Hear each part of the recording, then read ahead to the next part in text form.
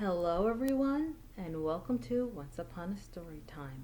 I'm your bedtime storyteller, Miss Jen. Tonight, I'm going to take you on a journey to the old world of the Americas with a folktale about a girl who lived on the banks of the Amazon River, Chimidyue and the Blue Butterfly.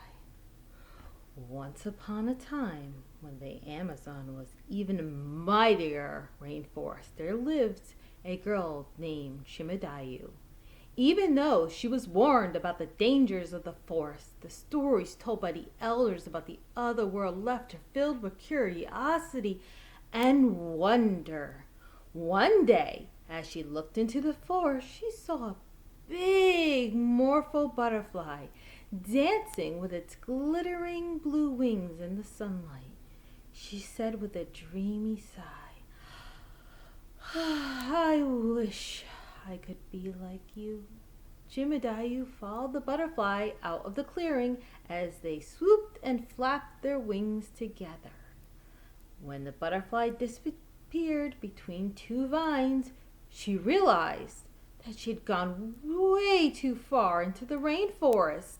She shouted and shouted, but no one came. Chimidyue was lost. After wandering for a while, she heard a tap, tap, tapping and followed the sound. But it was just a woodpecker. Disappointed, she said, You could show me the way home if you were human. I could show you just as I am, squeaked the woodpecker. But I am too busy to help a conceited human like you. And off it flew. Sorry, I just want to go home, said Chimidyue into thin air. Again, Chimidyue walked further and further into the forest until she came upon a house with an old woman weaving a basket. Oh, grandmother, cried a relieved Chimidyue. I'm so happy to find someone here in the forest. However, as she stepped closer to the house, and the woman soared into the air and settled on a branch above. Goodness! It was a tinamou bird in magical form. The bird screeched, Don't you dare call me grandmother! How many of my people have you hunted and eaten? Why would I help you? And away she flew into the sky. As Chimidyue wandered on, feeling lost and now hungry, a servo fruit dropped at her feet with a thud. No sooner had she finished it, another dropped from the trees, and then another and another. When she looked up, Chimidyue saw some spider monkeys eating in the canopy high above. She decided to follow the monkeys. Chimidyue continued to eat the dropped fruits until the sun dropped in the sky and the night fell on the forest. The monkeys began to climb down in a deepening darkness and changed into human form. Chimidyue gasped in surprise and was quickly surrounded by the magical monkeys.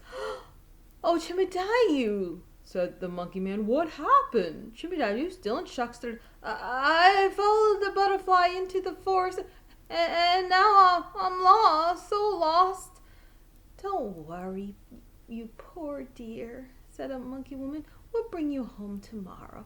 Oh, thank you so much, cried Chimidyue. But she continued after a pause, where will I stay in the forest tonight? Come with us to the Monkey Lord's Festival, a bunch of them implored as they started to usher her further into the night forest. When they arrived at the grand house, the Lord of Monkeys demanded, Human, you are not invited. Why are you here? Chimidyue was lost in the forest all alone, said the monkey man. So we brought her here for the night, then replied the monkey woman. Though the monkey lord acquiesced with a grunt, Chimidyue felt his eyes follow her.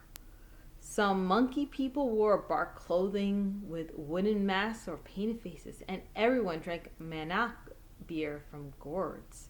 When they began to dance, the monkey lord led them in the march. Some beat drums and shook rattlesticks, while others sang and played bone flutes. Later that night, after everyone had gone to bed tired from the party, Chimidyue was kept awake by the snoring and mumbling of the monkey lord. When she started to listen more closely, she heard, "I will eat Chimidyue." When the snoring turned into growls, she looked over at his lord's hammock and saw that he was really a jaguar.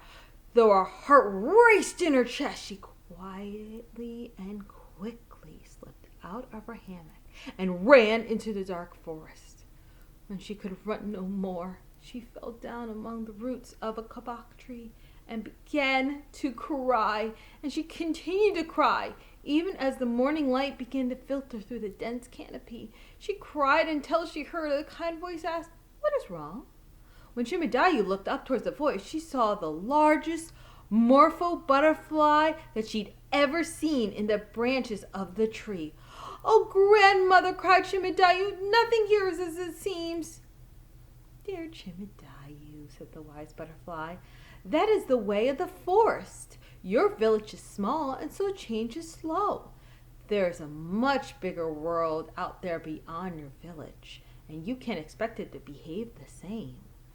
"If I can't understand the forest, how will I get home?" she wondered. "I will take you home," said the blue butterfly. "Follow me." Soon they had come to the banks of the Amazon across from her village. "Somehow I crossed the river without knowing it," she said, amazed. "But how will I get back across?"